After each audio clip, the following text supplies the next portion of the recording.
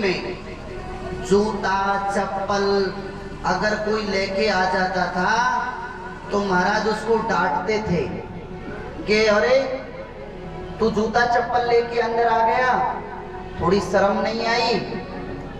और आज महाराज चूल्हे पर बैठे हुए हैं और महाराज जूते पहने हुए हैं और थाली सामने रखी है और भोजन पा रहे हैं। ये पवित्रता है। दूसरी, भैया हम माताओं से भी यही बात कहते हैं कि बहुत से, मैं हकीकत कहता हूं, सुबह उठना, जाना फ्रेश और हाथ भी ढंग से धोए या ना धोए और बस आटा लगाया, 4 रोटी चूल्हे पे पकाई, नहाया न किया और महाराज पांदीर चले गए। कोई मतलब पवित्रता नहीं। बिना स्नान करने रसोई में भी हम नहीं जाते। हमारे जब हम वृंदावन रहते थे तो जिस बच्चे के गले में तुलसी की माला होती थी उसको संत महात्मा रसोई में नहीं आने देते थे। क्यों? बोले तुलसी एक वैष्णव का परम कंठी है। तुलसी की माला वैष्णव के गले में होनी चाहिए। आज तो महाराज बिना माला के तुलसी का कोई महत्व नहीं है।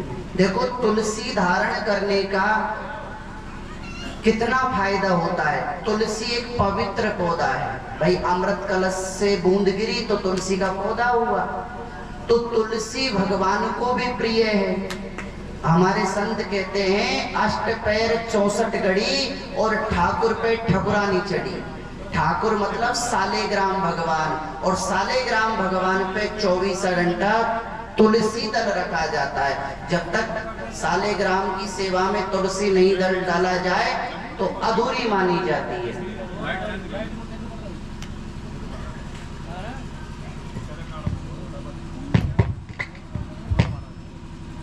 बोलो वृंदावन बिहारी लाल की। तो सालेग्राम की सेवा में तुलसी का बड़ा महत्व है। और गले में पहनने से, हमने स्नान किया तुलसी के साथ में, हमारे शरीर पर जल गिरा तो वो महाराज पवित्र हो गया। और मरने के बाद में भी सोना चांदी होता है ना, आदमी तो उसको उतार लेता है, लेकिन तुलसी का अगर मृत्यु दहाव में डाला जाए तो महाराज कैसे भी पापी हो उसका भी उद्धार हो जाता है। तो हमारे जीवन में तुलसी माला का, तिलक का और हाथ में कलावे का बड़ा महत्व है। ये वैष्णव की पहचान है। तो कहने का मतलब ये है कि हमारे जीवन में पवित्रता होनी चाहिए। पहले के बड़े लोग जब कहीं बाहर जाते थे तो महाराज भोजन के लिए बैठते थे तो जूता खोलते, हाथ धोते, सारा कार्य करते, तब भोजन पाते थे। आज ना हाथ धोना, ना मुंह पैर धोना, जैसे आए वैसे। खाना बनाने में भी जैसे आए वैसा, क्योंकि अन्न का बड़ा महत्व है। भगवान ने अन्न बनाया है तो जीव को पेट भरने के लिए बनाया है। वो भी अन्न भगवान भी प्रार्थना करता है कि जीवों के लिए मुझे बनाया तो भगवान मेरे लिए खाने को क्या बनाया। तो भगवान ने ये कहा कि जो तुमको ज्यादा खा जाए उसको तुम खा जाना। तो पवित्रता बहुत है। आटे लगाने के बाद में बहुत से हमने देखे हैं कि आटा शाम का हो चाहे सुबह का हो, लगा करके फ्रिज में रख देते हैं। ये भी बड़ा दरिद्रता आने का दोष है। सुबह उठ करके दर्पण दर्शन करना भी दरिद्रता का दोष है। ये सारे, क्योंकि अन्न से हमारे मन की शुद्धि होती है। जैसा अन्न होगा वैसा ही मन होगा। तो अन्न का भी प्रभाव मन पर पड़ता है। बोलो वृंदावन बिहारी लाल की। पूतना का नाम भी महाराज ठीक नहीं था। तो किसी ने कहा कि भाई कोई कार्य बढ़िया करती होगी समाज कल्याण का।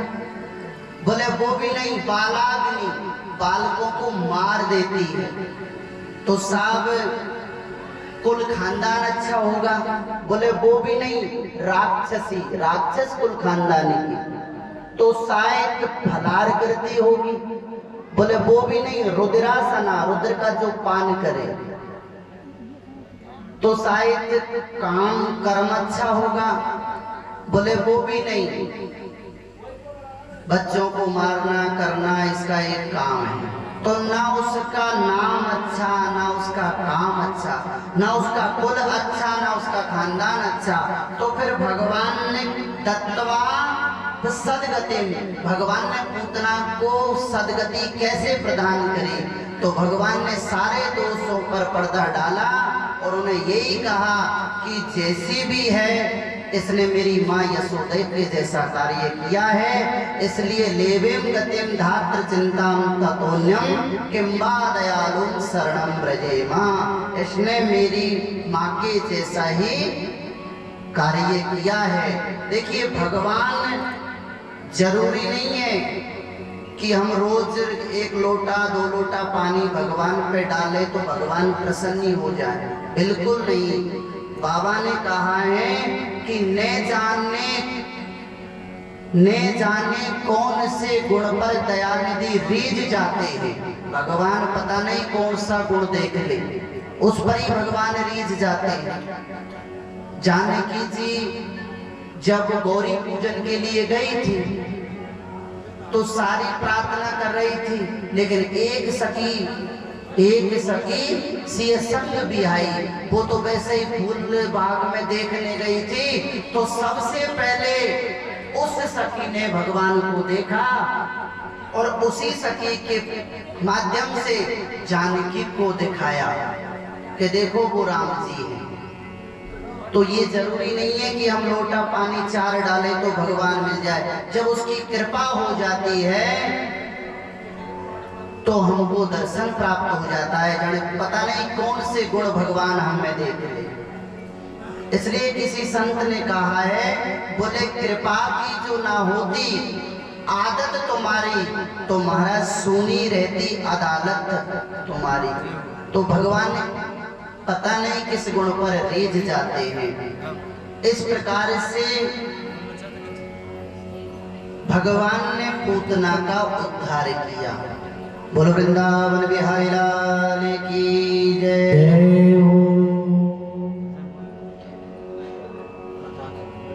पूतना के बाद में भगवत प्रेम जागा। अब एक दिना की बात है कि भगवान का जन्म नक्षत्र आ गया। देखो यशोदा माँ तो कोई ना कोई बहाना ढूंढा करती थी। आज मेरे लाला ने जन्म लिया है, ये दिन के लिए नक्षत्र ये है मेरे लाला का। तो यशोदा कोई ना कोई बहाना ढूंढती थी जन्म उत्सव मनाने के लिए। तो आज भगवान का जन्म नक्षत्र आया। यशोदा ने नाई को बुलवाया। बोले नाई, बोले तू लगा ब्रज में दुहाई। किस बात की? बोले मेरे लाला ने करवट बदली है और आज मेरे लाला का जन्म नक्षत्र भी है। तो इतना कहा, सभी बाल बाल गोपियां भगवान की बधाई लेकर के आई। आइए हम भगवान की एक बधाई में सम्मिलित हो, एक छोटी सी बधाई।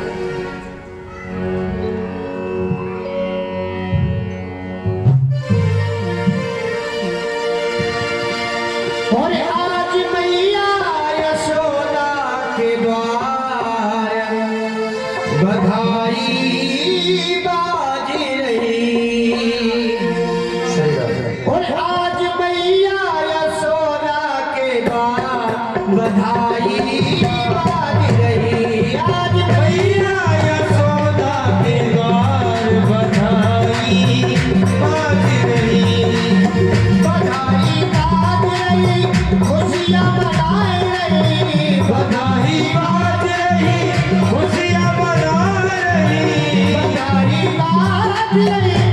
खुशियाँ मनाए रही, बधाई बाज रही, खुशियाँ मना रही। और आज मैया यशोदा के द्वार बधाई बाज रही। आज मैया यशोदा के द्वार बधाई बाज रही।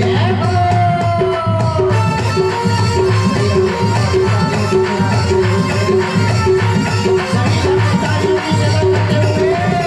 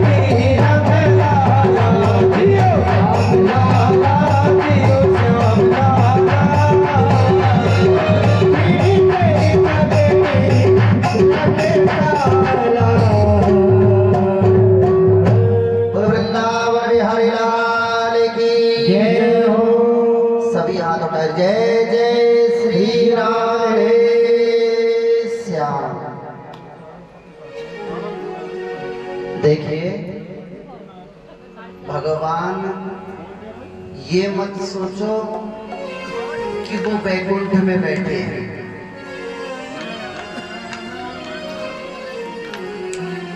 जब श्री नारद जी ने भगवान से पूछा कि प्रभु आप ये बताइए कि आप कहाँ रहते हैं, तो भगवान ने कहा, बोले नारद, नाहं वसामि वैकुंठे, नाहं वसामि वैकुंठे योगिनां हृदय च मद्भक्ता यत्र गायन्ति तत्र तिष्ठामि नारदः। नारद जी, ना मैं वैकुंठ में रहता हूँ, ना योगियों के ध्यान में रहता हूँ। कहाँ? बोले मद्भक्त्या यत्र गायन्ति तत्र तिष्ठामि नारदः। जहाँ पर मेरे भक्त मेरा गुणानुवाद करते हैं, मैं वहाँ पर विराजमान रहता हूँ। बोलो वृंदावन बिहारी लाल की जय हो। अब भाई जो भगवत रसिक होता है वो तो भागवत के पंडाल में बैठ करके भगवान की कथा सुनता है। तो वैसे भी हम ज्यादा भीड़ में नहीं है, 10-50 जो बैठे हैं, तो भगवान के नाम का उच्चारण करना चाहिए। अब मैंने देखा है कहीं कहीं, बोले भागवत क्या होती है, बहुत से पूछते हैं, बोले भागवत क्या होती है, किसी को पता ही नहीं है। एक पंडित जी एक गांव में गए हुए थे, तो उन्होंने कहा कि भाई मुझको यहाँ पर कथा करनी है। अब उस गांव के लोग जानते नहीं थे बेचारे कि भागवत क्या होती है। उन्होंने सोचा कि भाई कोई नौटंकी का खेल होगा, इसलिए ये भागवत ऐसी होती होगी। उन्होंने कहा, गांव वाले ने बोले महाराज जी करिए। अब महाराज जी ने पांडाल लगा दिया गया, दरपट्टी बिछाई गई, सारा काम कर दिया। अब गांव वाले ने सोचा कि भाई कोई नाटक है, चलो देखने चलते हैं, कोई नाटक ही हो रहा होगा। अब पहले दिन तो भाई महाराज इतनी भीड़ आई कि पंडित जी का यजमान का पूरा पांडाल भर गया। पंडित जी ने मन में सोचा भाई गांव वाले बहुत धार्मिक हैं, पहले दिन ही स्थिति भीड़ की इतनी है, तो 7 दिना में तो महाराज कंट्रोल ही नहीं हो पाएगा, इतनी भीड़ हो जाएगी। भाई 1,00,000-2 लाख से भी भीड़ ज्यादा हो सकती है, पहले दिन ही इतनी भीड़ है। तो अब सब बैठने लगे, व्यास जी ने महाराज कथा प्रारंभ करने लगे। अब बैठे बैठे वो ऐसे देखे व्यास जी को जैसे टेलीविजन पर प्रोग्राम देख रहे हैं, बेचारे बैठे बैठे ही परेशान हो गए। अब साहब एक जाने लगा, 2 जाने लगा, क्योंकि इकट्ठा होने में तो समय लगे, जाने में समय नहीं लगे। 1 जाने लगे, 2 जाने लगे, धीरे धीरे स्थिति ये आ गई कि अकेले पंडित जी पांडाल खाली। उन्होंने देखा कि एक व्यक्ति बेचारा कथा सुन रहा था। अब जैसे ही कथा प्रारंभ हुई, व्यास जी ने जयकारा लगाया, बोल वृंदावन बिहारी लाल की जय हो। अब वो नीचे उतरे तो वो व्यास जी जो थे वो आदमी के पास पहुंचे। बोले भाई इस पूरे गांव में तो मुझे तुम ही एक धार्मिक दिखाई देते हो, शुरू से और एंड तक आपने कथा सुनी। वो आदमी बोला, सुनो महाराज जी, अब प्रवचन हो गए हो तो कछु हमसे पूछ ले। बोले का? बोले हम तो इसलिए बैठे हैं कि तुम्हारी ये कथा कब पूरी हो, आप यहाँ से कब जाओ। तो ये महाराज जो दरपट्टी, ये फरस जो बिछरी है ना, ये सब मेरी है, इनको मैं घड़ी कर घर को ले जाऊं। बोल वृंदावन बिहारी लाल की जय हो। तो भाई पूतना का उद्धार किया, जन्म नक्षत्र मना भगवान का। गोपियाओं को थोड़ा सा परेशानी होने लगी नाच कूद में, तो लाला क्या है सो रहा था। तो यशोदा ने कहा बोले भाई ऐसा करो मैं लाला को थोड़ा सुला के आती हूँ, जगह खाली होगी तब आप नाच कूद कर लेना। तो भगवान को क्या किया यशोदा ने, एक गाड़ी के नीचे पलना में सुला दिया और गाड़ी के ऊपर तमाम मटका आदि रख दिए गए, जो दूध दही के जितने भी मटका थे। अब भगवान को लगी भूख, उन्होंने रोना चालू किया।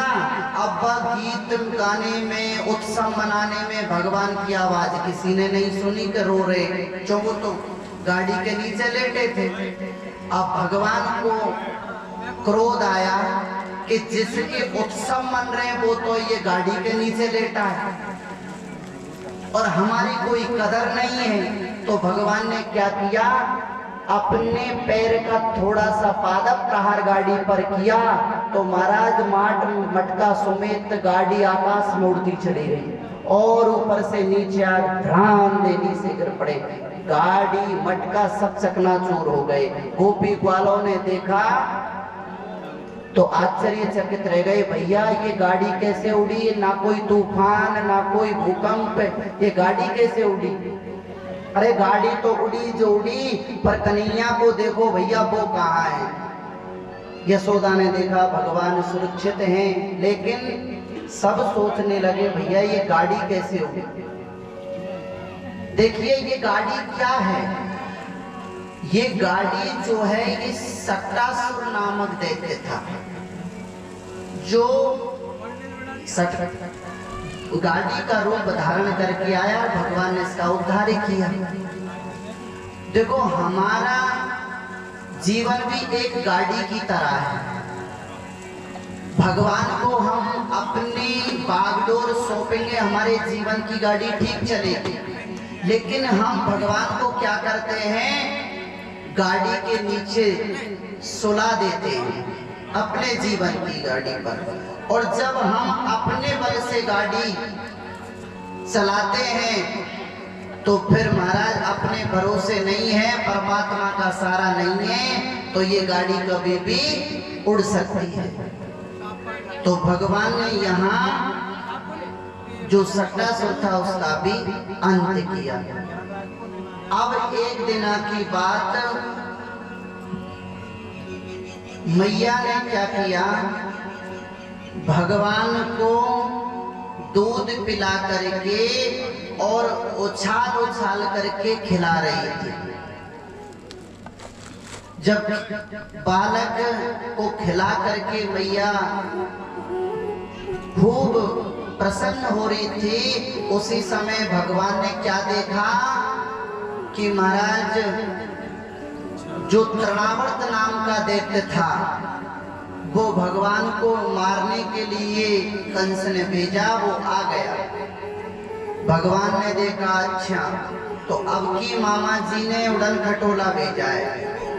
तो भगवान ने जो दूध पी रखा था तो यशोदा के हाथ में भगवान ले रखे, तो भार बढ़ाना चालू कर दिया। यशोदा ने सोचा कि इसका भार कैसे बढ़ रहा है, लगता है दूध ज्यादा पिया है, आंगन में खेलने दो, मैं तब तक काम निपटा लेती हूँ। तो यशोदा भगवान को छोड़ करके कार्य में लग गई। तृणावर्त को लगा मौका और कंधे पर बिठा करके भगवान को आकाश मार्ग में ले जाने लगे। अब पूरा ब्रज 84 कोस घुमाया। भगवान भी देख रहे हैं ये प्रेम गली है, ये मधुमंगल का घर है। भगवान कंधे पे बैठ करके तृणावर्त सब देख रहे हैं ब्रजमंडल। लेकिन तृणावर्त ने ज्यों ही मथुरा की तरफ ले जाने का प्रयास किया तो भगवान ने कहा सुनो, हम ब्रज में ही रहने के लिए आए, बाहर जाने के लिए नहीं है। तो तो भगवान ने अपने शरीर का भार बढ़ाया, कंधों पे भगवान बैठे थे, भार बढ़ाना चालू कर दिया। क्योंकि देखो भक्त के लिए भगवान तो एक मोम की तरह है, सरल है, लेकिन दुष्ट के लिए तो महाराज वो बिल्कुल पहाड़ जैसे हैं, कठोर हैं। तो जैसे ही वजन बढ़ाया अब तृणावर्त घबराया कि हे भगवान, मैं कहीं नंद भवन से कन्हैया के बदले कोई सिला तो नहीं उठा लाया जो नंद भवन में रखी थी। मन देखो आप तृणावर्त का, उन्होंने सोचा कि मुझसे भूल हो गई। भगवान ने सोचा भूल नहीं हुई, तेरी खोपड़ी खराब है। अरे मेरा भक्त तो मुझ पत्थर में भी भगवान को देखता है और मैं साक्षात तुम्हारे कंधे पे बैठा हूँ और तुम मुझ में पत्थर देख रहे हो, इसलिए तुम्हारी बुद्धि ही खराब है, तुम्हें पत्थर दिखाई पड़ रहा है। इसलिए भगवान ने तृणावर्त को पत्थर से ही दे करके मारा। सोई उसका गोविंदाय नमो, बोलो वृंदावन बिहारी लाल की जय हो। अब देखिए भगवान ने यहाँ पर माँ को 2 बार विश्व रूप का दर्शन कराया, सारे विश्व रूप का दर्शन कराया था ब्रह्मांड का भगवान ने। एक तो मैया को दूध पीते और एक मिट्टी खाते समय 2 बार ब्रह्मांड का भगवान ने यशोदा को दर्शन कराया कि जैसे ही यशोदा दुग्धपान भगवान को करा रही थी तो अचानक भगवान को हंसी आ गई। तो हंसी आई तो माँ ने देखा कि भगवान के मुखमंडल में नदी, पहाड़, तारामंडल, सूर्य मंडल, चंद्रमंडल जितने भी थे महाराज सब भगवान के मुख में दिखाई पड़े। अब यशोदा मैया आंख ने मीड़ मीड़ देखे, हे भगवान मेरे लाला के मुख में ये नदी पहाड़ कहां से आ गए। भगवान ने सोचा कि मेरी बाल लीला में ये ऐश्वर्य लीला कहां से आ गई, भैया बंद करो। तब जा करके भगवान की ऐश्वर्य लीला ने समाप्त की और वात्सल्य लीला भगवान ने चालू करी। तो यहाँ एक बार दुग्ध पान करते, एक बार मिट्टी खाते हुए। अब एक दिन की बात है कि मथुरा मंडल यानी गोकुल में स्वामी गर्गाचार्य जी पधारे नंद बाबा के यहाँ गोकुल में। तो नंद बाबा जैसे ही आए, गर्गाचार्य जैसे ही आए, नंद बाबा ने स्वागत सत्कार किया और प्रणाम किया और बालकों को भी प्रणाम करवाया। नंद बाबा ने प्रणाम कराया तो नंद बाबा ने कहा गर्गाचार्य जी हमारे बच्चों के भी भविष्य के बारे में कुछ बताइए। तो गर्गाचार्य ने कहा नंद बाबा इनका नाम क्या रखा है आपने।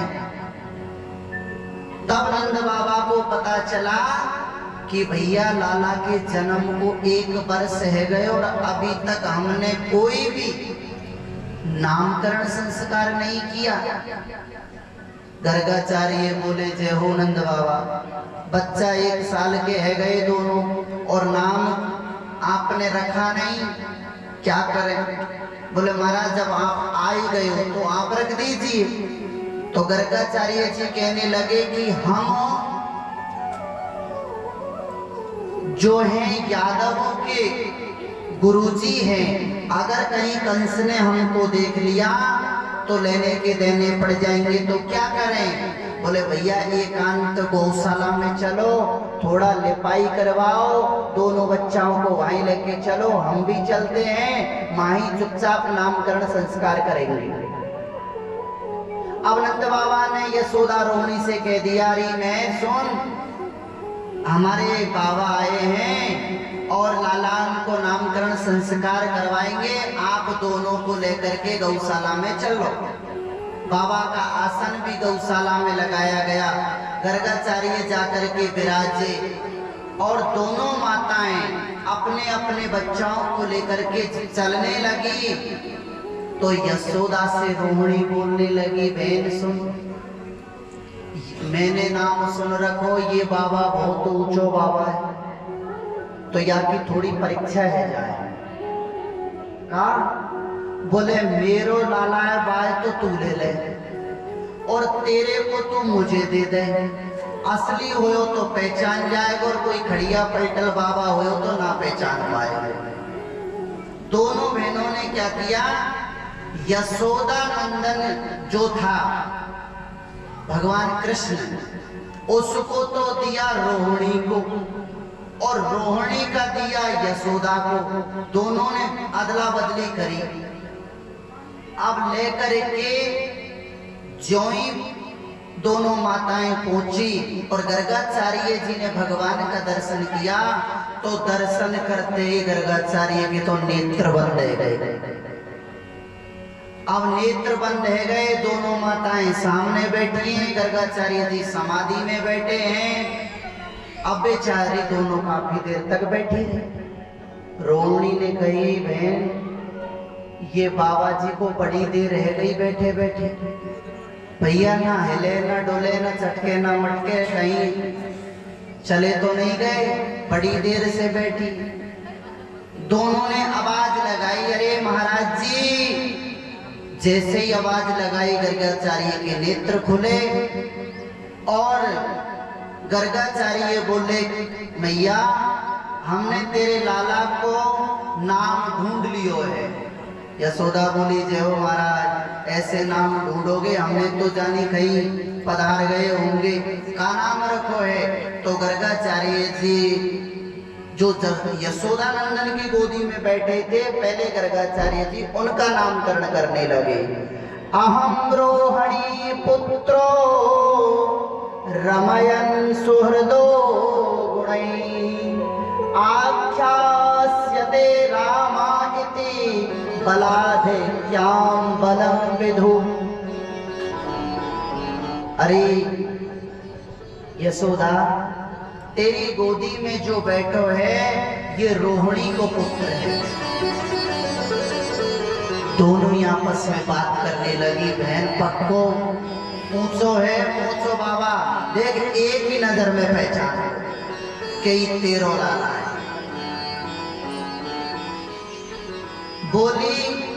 बोले ये आपकी गोदी में जो बैठा है, बलाधिक्याद बलम विधु,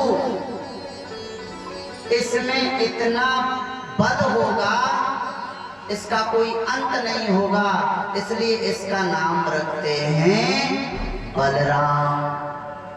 और मां इसका एक भी नाम और होगा। देवकी के सप्तम गर्भ को खींच करके रोहिणी के गर्भ में स्थापित करने के कारण इसका एक नाम संदर्शन भी होगा, खींच करके स्थापित।